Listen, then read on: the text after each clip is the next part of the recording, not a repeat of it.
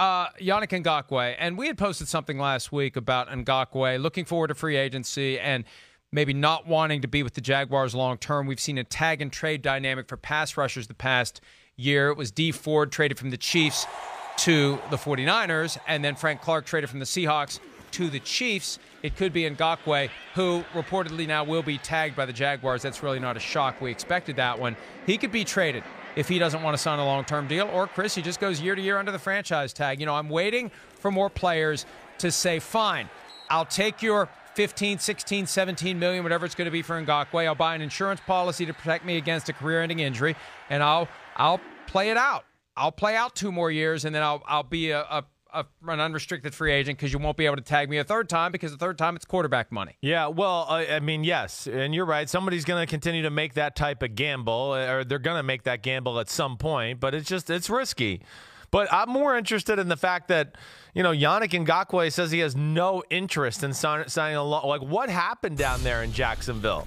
You know, I just feel like, and I always wondered what this relationship was between Yannick Ngakoue and the Jaguars. It seemed to have gone awry, really, I want to say, ever since the fight with Dante Fowler. 2 training camps ago, right, Mike? Was that, you know, I just feel like things have been uneasy there. And, of course, we had the Jalen Ramsey thing, too. So what is it? Why does Yannick Ngakoue want out of there? He is a big-time pass rusher and will have a market. I mean, this is a guy that, yes, I would say is definitely worth more than a guy like Dee Ford, who I think a lot of.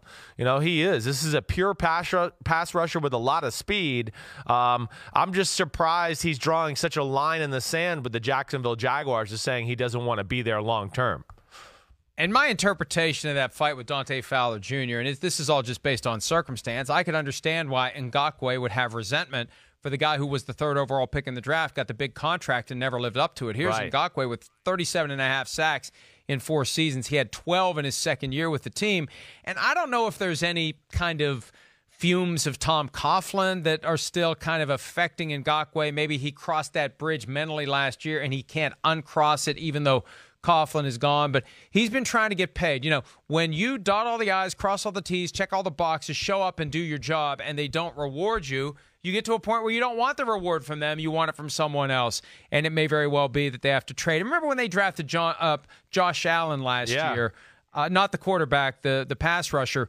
We all kind of thought that maybe they're planning for a future without Yannick Ngakoue, and they can have Allen for 4 more years before they get to a point where they'd have to tag him or pay him a long-term deal. And it could just be that they're going to get what they can for Ngakoue and move on. I mean, if Clark got a 1 and a 2 for the Seahawks, maybe Ngakoue gets at least a first-rounder for the Jaguars. Yeah, I think that's fair. I mean, yes, I do think he's going to get a first-round. He'll get first-round compensation. I do.